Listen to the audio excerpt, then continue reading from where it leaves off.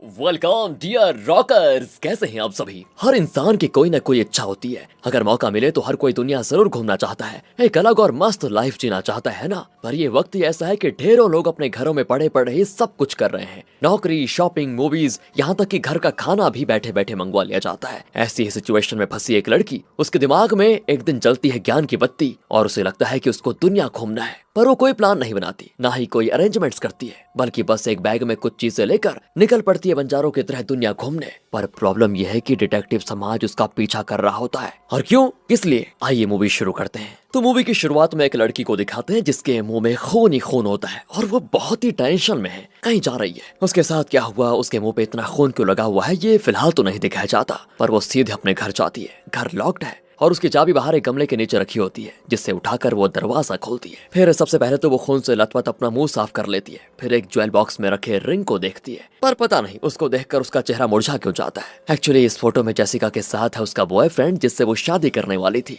लेकिन इस बीच न जाने क्या हो गया कि वो उस रिंग को देखकर बड़ी उदास हो रही है। और ये क्या दोस्तों, अचानक उसके घर में कोई घुस जाता है। असल में जेसिका को ढूंढते ढूंढते पुलिस आ गई थी। जेसिका उनको देख तो लेती है, लेकिन सिर्फ वो रिंग लेकर चुपके से विंडो का शटर उठाती है और बाहर निकल जाती है चुपचाप। यहाँ से वो किसी गराज में घुसकर एक हुडी चुरा कर पहन लेती है और वहाँ से फिर आगे चलने लगती है। चलते चलते रात बहुत हो जाती है और वो थक भी बहुत चुकी थी। तब दोस्तों जेसिका एक दुकान के बाहर एक छोटा ट्रक देखकर उसमें चढ़ जाती है और इस बात से बेखबर ट्रक का ओनर गाड़ी ले जाता है। थकान के मारे जेसिका ट्रक में ही सो जाती है, उसे पता भी नहीं चलता। अगले दिन एक डिटेक्टिव को दिखाते हैं जिसका नाम है एल्सा। वो वैसे बहुत ही सुस्त महसूस करती है, लेकिन फिर भी उठकर अपने काम पर जाती है। तब पुलिस डिपार्टमेंट में एल्सा का चीफ हाथ में शैंपेन बोतल लिए उससे मिलने आता है। एल्सा की चाल थोड़ी अजीब होती है, तो चीफ पूछता है कि क्या हो गया, तुम्हारे पैरों में प्रॉब्लम है क्या कुछ। एंड वो यहाँ पर झूठ कह देती है कि हाँ, कल किसी चीज से टकरा गई थी, जरा दर्द है, ज्यादा कुछ नहीं। और तब एल्सा को सैल नाम के किसी का कॉल आता है। पर ये क्या, वो कॉल कट कर देती है और चीफ को इसकी भनक तक नहीं लगने देती। असल में चीफ एक केस के सिलसिले में उससे मिलने आया हुआ है। तुम उस लड़की के बारे में जानती हो ना, वो लड़की गायब है। हमारे ऑफिसर्स ने उसके घर को छान भी मारा पर वो कहीं नहीं मिली।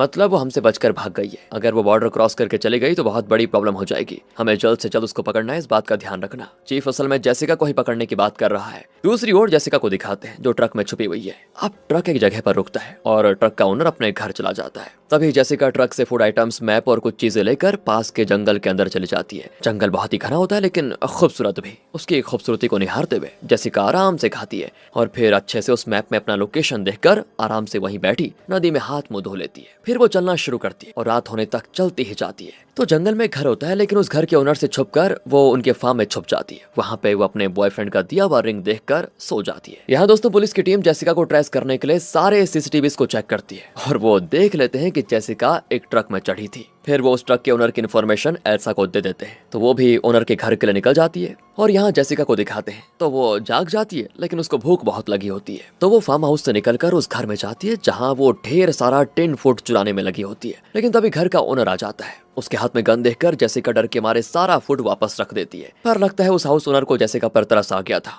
वो कहता है कि मेरी वाइफ ने नाश्ता बना के रखा हुआ है, तुम आकर खा सकती हो। अब जेसिका तो एकदम दबा दबा के खाने लगती है। ओनर की वाइफ कहती है इतनी जल्दी भी क्या है, आराम से खाओ। और एक बात बताओ, तुम जा कहाँ रही हो, क्या तुम्हारा कोई घर नहीं है। वो कहती है कि नहीं है, ऐसा कुछ नहीं है, मैं असल में एक ट्रैवलर हूँ। अच्छा, कहाँ ट्रैवल कर रही हो तुम। मैं एक नई जिंदगी की तलाश में हूँ। ओह वेरी गुड, तुम्हारे कपड़े बड़े गंदे लग रहे हैं, घर में बाथरूम है, नहा धोकर फ्रेश हो जाओ, फिर निकल जाना आराम से। जेसिका भी नहाने जाती है। इसी बीच जेसिका की प्लेट में दोस्तों थोड़ा खाना बचा होता है, जिसे ओनर उठाकर खाने लगता है। उसकी वाइफ कहती है ये क्या कर रहे हो, तुम्हें और चाहिए तो मैं दे देती हूँ, उसका जूठा क्यों खाते हो। तो वो बड़ा सिद्धांतवादी बनता है कि अरे ऐसी बात नहीं है, खाना वेस्ट करना बहुत बुरी बात है। यहाँ दोस्तों बाथरूम में जेसिका कुछ टैबलेट्स देखती है और वो एक बॉटल उठाकर रख लेती है। फिर हाथ में पेस्ट लेकर दांत अच्छे से साफ करती है। वहां से मस्त फ्रेश होकर बाहर आती है। तो ओनर की वाइफ कहती है कि तुम्हें जहां भी जाना है मेरे हस्बैंड तुम्हें अपनी गाड़ी में छोड़ देंगे। नहीं नहीं, इसकी जरूरत नहीं है, मैं खुद चले जाऊंगी। लेकिन वो कहती है अरे कम से कम थोड़ी दूर वो तुम्हें लिफ्ट तो दे ही सकते हैं। और अब जेसिका मना नहीं कर पाती और बाहर जाती है जहाँ पे ओनर अपनी गाड़ी को रेडी कर रहा होता है। जेसिका कहती है देखिए मुझे पोर्ट व्यू जाना है, जो नॉर्थ में। वो कहते हैं अरे वो रास्ता तो बहुत ही घुमावदार है, मैं एक शॉर्टकट जानता हूँ, पर थोड़ी दूर तक ये सड़क होगी, उसके बाद तुम्हें पैदल ही जाना होगा। हाँ कोई बात नहीं, आप मुझे वहीं तक छोड़ दीजिए,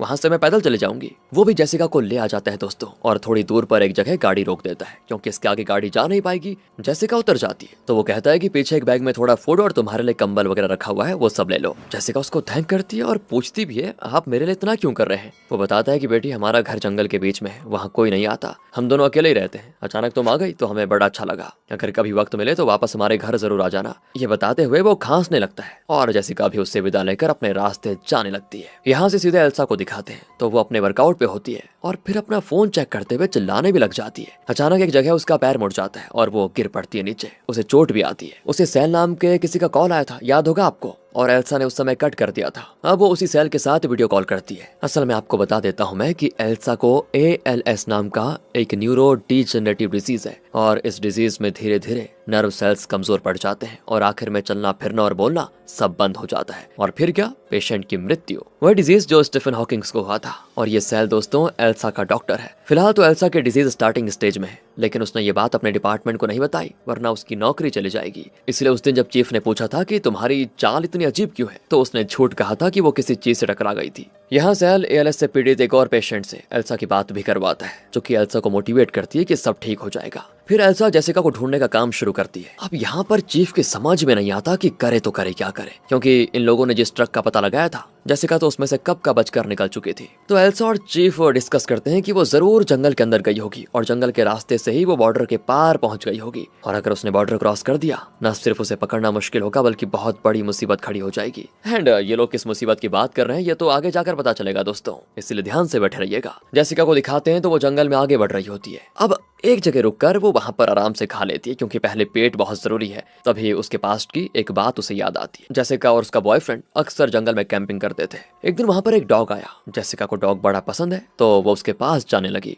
उसके बॉयफ्रेंड ने मना भी किया था, लेकिन जेसिका उसको सहलाने लगी एंड फिर वो भी जेसिका के साथ चिपक गया। तब कुत्ते को देखकर जेसिका ने कहा था ये पालतू लगता है, हम इसको रख लेते हैं। और फिर उस रात जेसिका ने उस कुत्ते को अपने पास ही सुला लिया था। यहाँ से प्रेजेंट में दिखाते हैं जेसिका बहुत दूर पैदल चलकर जंगल से बाहर निकल चुकी है और बॉर्डर के पास वाले एक टाउन में पहुंच जाती है। वो यहाँ पर ये फैसला लेती है कि चलो एक काम करती हूँ, इस टाउन में थोड़ा वक्त बिताऊंगी और फिर बॉर्डर क्रॉस करके चली जाऊंगी। यहाँ से सीधे एल्सा को दिखाते हैं तो वो ठीक से चल भी नहीं पाती। फिर वो अपने लिए एक स्टिक खरीदती है और आईने में देखती है कि ये मुझे सूट कर रहा है या फिर नहीं। दूसरी ओर जेसिका उस टाउन के एक बार में जाती है और बार ओनर से पूछती है क्या मुझे यहाँ कोई काम मिल जाएगा, मुझे बहुत ही जरूरत है पैसों की। बार ओनर को जेसिका की मासूमियत भा जाती है और वो उसको एक टेम्पररी जॉब दे देती है। जेसिका फिर वहाँ पर क्लीनिंग का काम करती है। कई कस्टमर्स भी आते हैं। जेसिका काम खत्म करके अपने पैर को देखती है, उस पर रैशेस जैसे कुछ दिख जाते हैं। और यहाँ पे जेसिका को एक बात याद आती है कि जब वो अपने बॉयफ्रेंड के साथ थी तो एक दिन उसके बॉयफ्रेंड के शरीर में खुजली होने लग गई थी और जब उसने ड्रेस हटाकर देखा तो उसके पेट में इसी तरह के रैशेस थे।